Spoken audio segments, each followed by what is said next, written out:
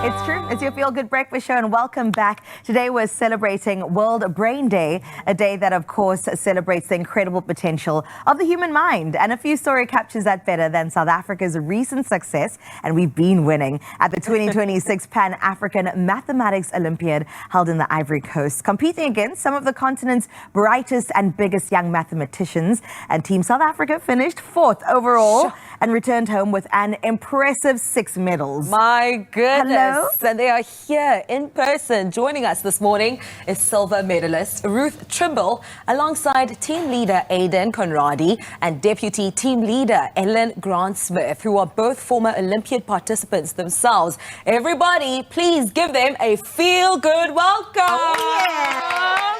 Come on. Yes, well done. This is exciting. You already look the part. I love it. You are so pristine and gorgeous in your... Yeah, come on. And I know the mathematics follows right after that. Aidan, I'm going to start with you. As the team leader, we finished 4th overall, and that's across the continent. Yeah. That is incredible. What does that sort of tell you about where we're at when it comes to mathematics and the strengths of our young mathematicians in South Africa?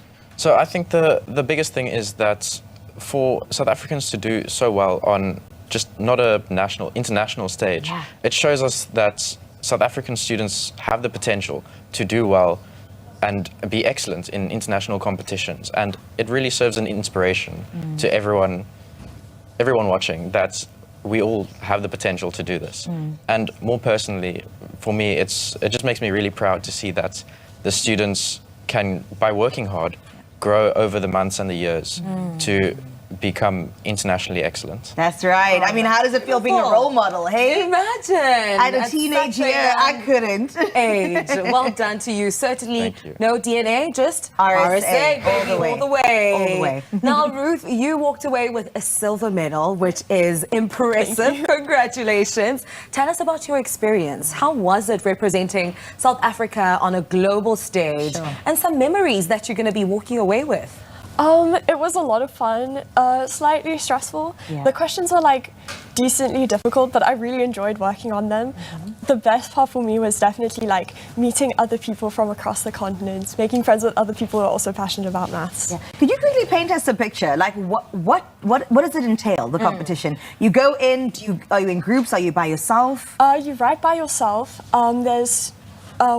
It's over 2 days, so you write on the first day and then you write on the second day. Each day has 3 questions, and then the paper's like 4.5 hours. Sure. 4.5 hours. Is there a break in between? I'm taking out of hour number 1, okay? That gives you guys even more reason for us to celebrate you. Ellen, on your side, let's talk about how you've experienced this Olympiad as both a competitor and now deputy team leader, which is incredible. I mean, a lot of pressure to be carrying for one person, but I know you've got this.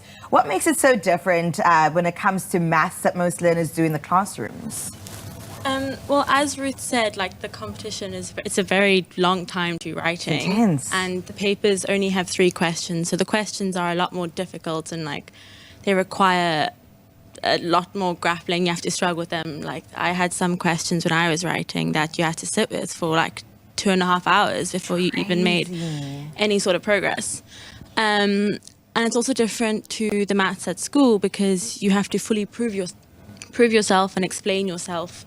And if you don't, you could only get partial credit for your solutions.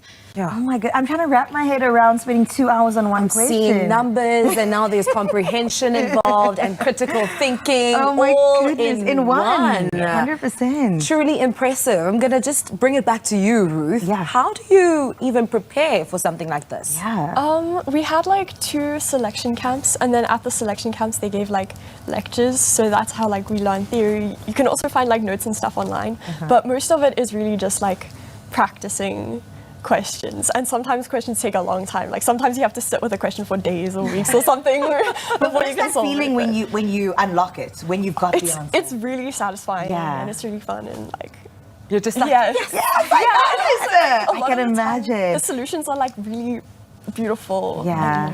It's like, I mean, they say maths is a language, so once you kind of unlock and learn it, then that's access to a whole other world. And as the team lead, I mean, how does it feel for you to be mentoring other folks who sometimes are your age mates as well, and taking the lead in that sort of sense, Aidan? Yeah, it's really nice to be able to help them learn and grow and just develop maths. And because for me, maths is such a passion, I think it's wonderful for anyone to learn. So to be able to see other people light up with this passion, it's just really enjoyable. Oh, I love that. I can see you guys lighting up right now. They're just like, yes! I love it. Where were you guys when I was in high school doing math? That's what I'm saying. Right? Do you tutor other learners at your school as well? Yeah. You do. You help them out, Yeah. don't you? You That's have beautiful. to. Some of us struggle with some maths. You know what I'm saying? 100%. And just, Ellen, what would you say, or how to encourage teachers, parents as well, other students who want to refine their math knowledge and skills? Because also today we are celebrating World Brain Day. That's true. Would you also say that this is one way of, you know, exercising that brain muscle? Well, yeah. I think it's always very good to try puzzles and stuff and to always be working on new problems. And like I said, it's good to sit with a problem and to struggle with it in order to grow your brain and develop. And that's a lot of what the Olympiad questions are, because you do have to sit with them. But then also things like puzzles, like Wordle even, just to do that every day, because it is something that you're testing yourself with. That's true. Yeah. I love that. That's a more approachable thing that I can take on day to day. And then I'll reach your guys' side. But well done once again. Incredible work. And thank you for representing South Africa on such a beautiful international scale. From Ivory Coast to the rest of the world. I can't wait. But our Olympiads aren't going anywhere. They're going to help us crack a code in just a little bit. But also you can weigh in. Remember, at Expresso Show is where you find our riddle for the day. And we would love to know what you have to say about it. And welcome back to your Feel Good Breakfast Show. Thanks for joining us this morning. Listen, I'm a little bit nervous about what's about to ensue, but I'm prepared in a way because I know that I've got you behind me in Mzansi. In honor of World Brain Day, let's put our brains to the test with a quick challenge inspired by the kind of creative thinking that mathematicians use. And our guests are still with us this morning. We've got Ruth as well as Aidan and Ellen, and they are going to be our Math Olympians for today, giving us a puzzle, a quiz, a test of our brains on national TV. You know what? We've got this. Guys, thanks for still being here. What have we got going here? You said chocolate. I said sign me up immediately. Yeah, so this isn't anything you have to be worried about. Okay. We have a grid here, and this we can see this as a chocolate. And who doesn't like eating chocolate in the morning? Okay. So we're going to be playing a game with this slab of chocolate here. We've got 64 blocks, 8 blocks by 8 blocks. And we're going to be taking turns, taking bites out of this chocolate. So the way a bite works, let's say I want to choose this block here, and I want to take a bite from here. That means I eat this block, everything above it, and everything to the right of it. So all these blocks are eaten. So I take a bite out of the chocolate from here. And then let's say the next person, you take a bite. Do you need a different color? Yeah, let me take a different color here. Chunk over here. You choose to take a bite from here, for example. So then you eat everything that's here. Okay. So we're going to take turns taking bites out of the chocolate like this. But there's a catch. This bottom left square here, we don't want to eat that. We're saving it for a friend. Okay. Okay, so if you eat the bottom left square, you lose. Okay. And we're just going to take turns eating this chocolate until there's only one square left, or someone eats this square and they lose. Wait, so what is the objective? Are we just trying to get there? We're just hungry. We want some chocolates, but we Okay. don't want to eat the friend's chocolates. Okay. But if you're forced to eat the friend's square, you lose the game. So if I do something over here, then Yeah. is it up and and then that Exactly. section? Exactly. Okay.